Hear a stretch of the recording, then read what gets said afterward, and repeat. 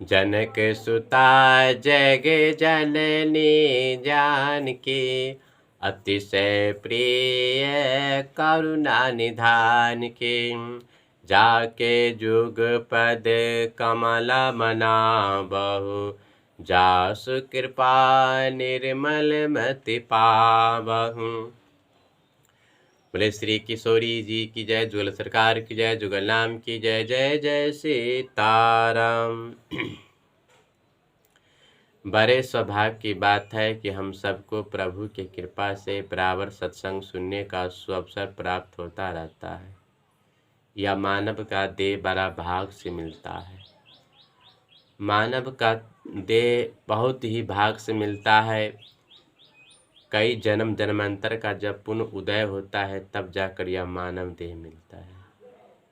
जो गिर गया डाली से वह फूल नहीं खिलता, चोला ये मनुष्य तन का हर बार नहीं मिलता। जो फूल एक बार डाल से गिर जाए वो दोबारा खिलने वाला नहीं है। यह मानव तन एक बार चला जाए तो दोबारा मिलने वाला नहीं है। कई जन्म जन्मांतर का पुण्य उदय होता है तब जाकर एक बार मनुष्य शरीर मिलता है। इस शरीर पाने के लिए देवता भी तरसता है। देवता भी भगवान से प्रार्थना करता है कि हे प्रभु, अब हमको मानव देह दीजिए, मानव का तन दीजिए।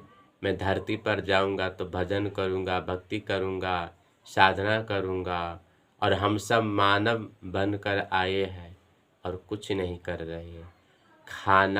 खाना है, कमाना है, और संसार के जो भी भोग विलास है उसमें अपने मन को लगाना है, यही काम है।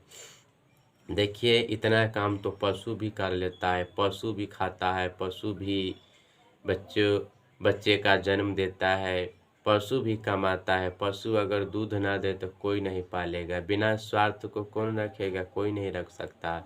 तो उतना काम तो पशु भी कर लेता है। अगर उतना काम हम भी करें तो पशु में हम में और कोई अंतर नहीं है। हमसे अच्छा तो पशु है। पशु का दूध गाय भैंस का दूध भगवान को भोग लग जाए, कोई आत्मा खा ले, कोई जीव खा ले तो पशु का कल्याण है। पशु के गोबर से द्वार आंगन निपाए, चौका लगे तो पशु का उद्धार है। पशु के चमड़ा से ढोलक ताशा नाल छवाए तो भगवान के सामने बजेगा कीर्तन में, तो पशु का उद्धार है। पर मानव का उद्धार नहीं है। मानव के शरीर के ऐसा कोई अंग नहीं है जो कोई काम में आए। या मरने के बाद ये सड़ जाता है, जला दिया जाए तो राख हो जाता है, फेंक दिया जाए तो सड़ जाएगा, कीड़ा हो जाएगा। कहने का अभिप्राय यही है कि यह जो मानव का देह है बड़ा भाग से मिला है, और इसलिए हमें और आपको चाहिए कि यह मानव देह बेकार न हो, मानव देह व्यर्थ न हो जाए। देखिए एक बार की बात है कि भगवान श्री राम जी अयोध्या वासी को अपनी सभा में प्रभु ने कहा, बड़े भाग मनुष्य तन पावं, सुर दुर्लभ सब ग्रंथ नहीं गावं। बड़े भाग मनुष्य तन पावा, सुर दुर्लभ सब ग्रंथ नहीं गावं। साधन धाम मुझ कर द्वारा, साधन धाम मुझ कर द्वारा। पाई न जही पर लोक समारा, सो प्रत्र दुख पावहि सिर धुनि धुनि पछताई। काल ही कर्म है ईश्वर ही मिथ्या दोष लगाई। कहने के अभिप्राय यही है कि देखिए बड़े भाग मनुष्य तन पावा, सुर दुर्लभ सब ग्रंथ नहीं गावा। यह मानव का देह बड़ा भाग से मिला है। बड़े भाग मनुष्य तन पावा, यह जो शरीर है, यह जो तन है बड़ा भाग से मिला। यह बात भगवान श्री राम जी अपने मुख से अयोध्या वासी को सुना रहे हैं। सुर दुर्लभ यानी यह जो तन है देवताओं को भी दुर्लभ है, देवताओं को भी नहीं मिल सकता है। कहने के अभिप्राय यही है कि हमें और आपको यह जो मानव का देह मिला है बड़ा भाग से मिला है। सुर दुर्लभ, देवताओं को भी दुर्लभ है। सब ग्रंथन ही गावा, सब ग्रंथ बताते हैं। हमारे जितने भी ग्रंथ है, वेद पुराण, ये सब सब बता रहे कि मानव देह बड़ा भाग से मिला है, यह जो मनुष्य का तन है बड़ा भाग से मिला है, इसलिए यह जो तन है बेकार ना हो जाए। इसलिए हमें और आपको सबको चाहिए कि मानव देह पाए है। तो मानव जीवन की सफलता इसी में है कि मानव प्रभु की भक्ति करे, प्रभु का भजन करे, साधना करे।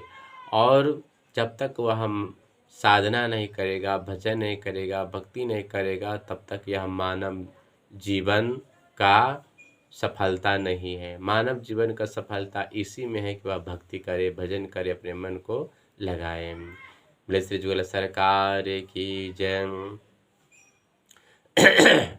मुट्ठी बंद कर आया जगत में, खाली हाथ जाएगा। मुट्ठी बांध कर आया जगत में, खाली हाथ जाएगा। कौड़ी कौड़ी जमा किया था, यहीं पड़ा रह जाएगा। कौड़ी कौड़ी जमा किया था, यहीं पड़ा रह जाएगा। मुट्ठी बांध कर आया जगत में, खाली हाथ जाएगा। कौड़ी कौड़ी जमा किया था, यहीं पड़ा रह जाएगा। बताते हैं कि लोग बताते हैं कि जब कोई शिशु यहाँ आता है तो मुट्ठी बांधा हुआ होता है, और मुट्ठी बांध कर आया जगत में, खाली हाथ जाएगा, हाथ पसारे जाएगा, और जो भी जमा किए हैं सब के सब यहीं पड़ा रह जाएगा। मुट्ठी बांध कर आया जगत में, खाली हाथ जाएगा। कौड़ी कौड़ी जमा किया था, यहीं पड़ा रह जाएगा।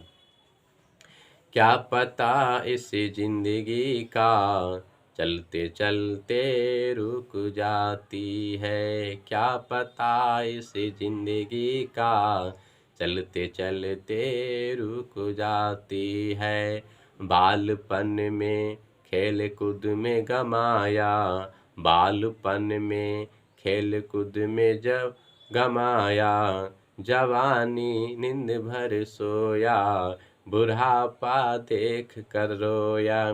क्या पता इस जिंदगी का चलते चलते रुक जाती है। ये मनुष्य के शरीर का कोई पता नहीं है, यह जो तन है कोई गारंटी नहीं। क्या पता इस जिंदगी का चलते चलते रुक जाती है। बालपन खेल कूद में गमाया, जवानी नींद भर सोया, बुढ़ापा देख कर रोया। बालपन में हम और आप तो खेल कूद कर गंवा दिए, अब जवानी आई है तो जवानी नींद भर सोया। यानी जवानी में लोग मानव नींद भर सोता है, और जब बुढ़ापा आता है तो देख कर रोता है।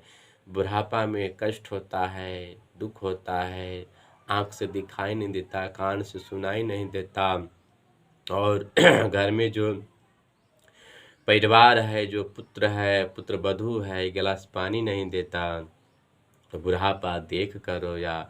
बुढ़ापा के कष्ट को देखकर वह रोता रहता है कि मैंने जन्म दिया, इतना घर बनाया, सब कुछ किया, आज हमको पानी नहीं कोई दे रहा है।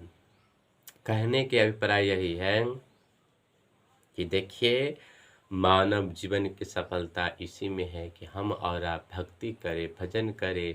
यहाँ जो कुछ है सब यहीं के लिए है, और साथ में तो भक्ति जाएगी, भजन जाएगा, साधना जाएगा।